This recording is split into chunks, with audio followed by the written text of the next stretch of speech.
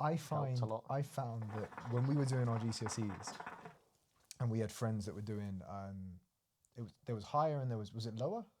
Yeah, foundation and higher. Foundation and higher. Do they still do that? Yeah, I think so. Right, okay. Maybe. Yeah, You should probably. know. You're a governor. I know they do numbers now. Yeah, one is like 1 to 6 or One something. to 9, 1 to 9, I think. Yeah. something like that.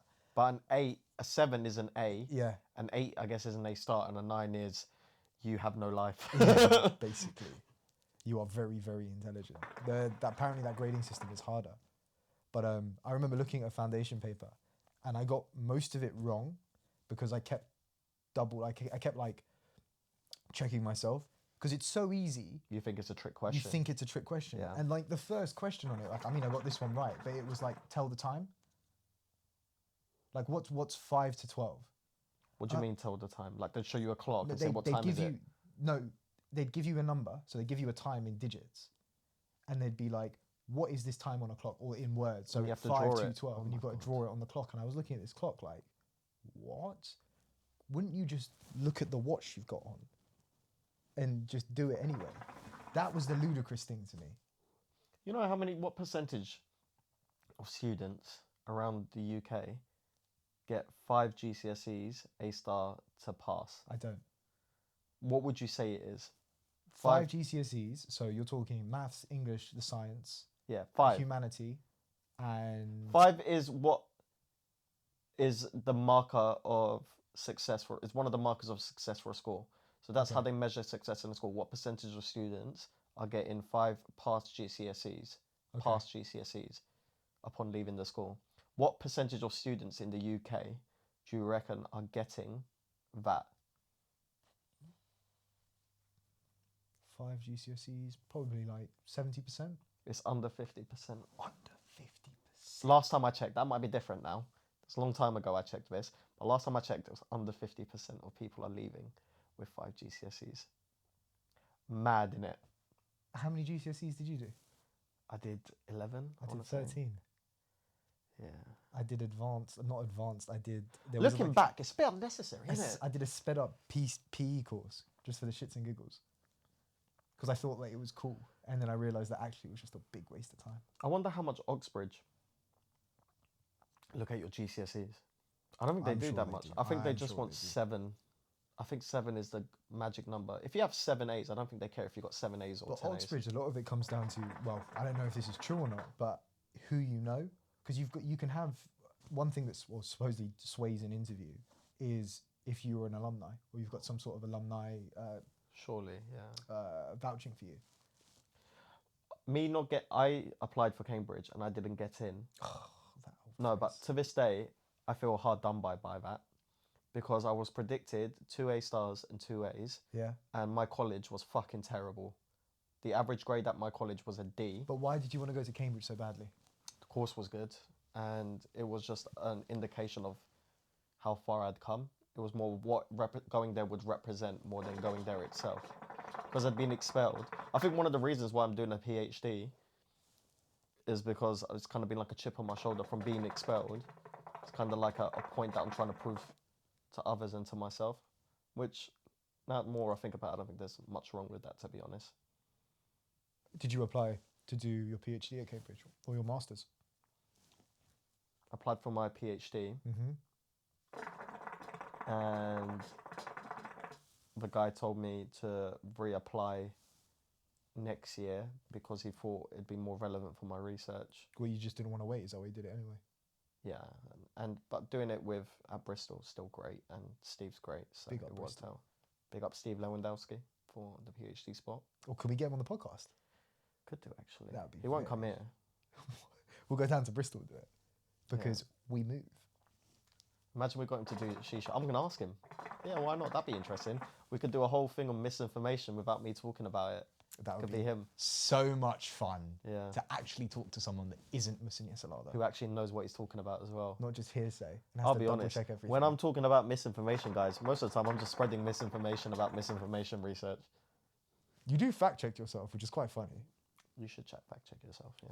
But how you still have to pull out your phone and fact check yourself. Yeah.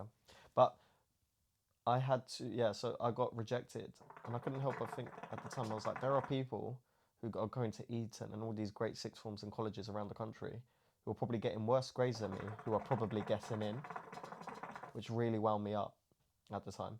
Funny story, the reason I went to Royal Holloway Yeah. is because I found out I was rejected in the afternoon. I was in class, I got the email.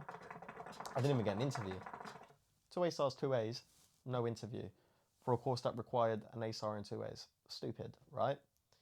It was definitely your expulsion. Talk about that after the podcast, but we accounted for that, don't worry. Okay. And I didn't even get an interview. And I remember thinking at the time, like, this is a load of bollocks. I was really upset. And then I checked my emails late that evening. I was sulking in my bedroom.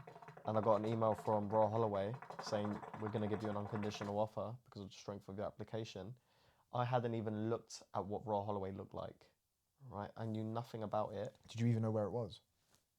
I found out. I checked and then I looked up Royal Holloway, looked at a few pictures, looked at its league table ranking, and I was like, I'm just going to go there. Those league table rankings don't mean shit. At the time, you think they mean everything, but they change every year, so how stable of a measure is it? I remember it changed whilst we were at the university, and we like on our group chat, people were like, "Oh, Viraj, like your thingy's in the top 10 now," and I was like, "Yeah, but it's Who cool. cares? Who cares? Especially what we do. It doesn't No one really gives a matter." shit. I mean, sure, when we were both doing degrees, Yeah. well, you're still an academic. It means something to the people in there, but in the grand scheme of things, it's just a league table. I don't even put my A levels on my CV anymore. They're not on my CV. Mine are right at the bottom. Yeah, I feel like at this point, after you've done a master's and you're doing a PhD, they can probably assume that you've got GCSEs and some sort of If qualifications. you're doing a PhD, then yes, I would Becomes assume redundant. so. It does. And also, If you're doing a master's, I think I'd keep them on. like someone with a high level of experience in an industry, for example, your dad doesn't need to put his GCSEs and A levels there anymore. My dad actually has a working CV Right. that's basically, he's got two. So he's got the one that he updates constantly, and then he's got this fat one that's like 6 pages long Of everything. of just everything Yeah. he's done in detail. And he's like, I remember him saying to me and showing me this process of doing it all, and I was like, this is insane. This is basically your life. And he's like, yeah. It's incredible because he can only explain certain things, and obviously you lose your memory after a while. You forget certain nuances. And you read through this thing, you're like, you've actually done so much. Yeah, over 30 years. It's incredible. Yeah. And some of the projects he's worked on and things he's worked on are just insane. Like some of it I can't talk about, but How old's your dad? my dad is 54 next year, I think. So he's had a 30-year career. Uh, Yeah, you're going to do a lot in fact. Think how much we've done in 3 years. Now times that by fucking 10. well, I haven't done a lot in 3 years. In terms of job, in terms of like standard career, I haven't done a lot. But in terms of life experience, I've got a lot. There's no such thing as a standard career anymore. How many people are having standard careers these days? Especially in the creative space. But I think that's the exception to the rule, though. You find a lot of the people we talk to, as we're making friends that are creatives and people doing creative shit, whether it's podcasts, influencing, making clothes, running brands, things like that. There is a whole bundle of people that actually just want a normal career. I think that's fine. I think that's really cool if that's what you in want. these creative kind of roles and spaces and jobs, it is very much a bubble. It's not like a normal job at all. Because you can call me 1 o'clock on a Tuesday afternoon and I can't be like, I don't have to be like, I'll call you on my lunch break. I think example, work from there's a lot home has more made freedom. that a lot better as well. People are more flexible with their time because of working from home. And more often than not, hopefully jobs are open to that, of people working on other ventures, then they can get the best out of their employees. I like that. I like the whole work from home thing. I think it works really nicely. Like I don't have to travel up to Colindale to go to work every single day. I've just got to do it once a week. And we knock out 2 birds with 1 stone. We come and record the podcast, and then the rest of it I'm able to work from home. And instead of commuting back, wasting time, I've got basically another 2 hours of my day to work out, edit the podcast, do other bits related to 1 Minute Smoke, other ventures that I've got going on, take calls, things like that. Network. I think one of the things I don't do being career driven is I don't do enough networking. So getting out there and talking to people and you know, making connections and building bridges basically is something I need to do more of, not just through an online domain. Mm-hmm. So you can text someone, but it's not the same as actually meeting them in person.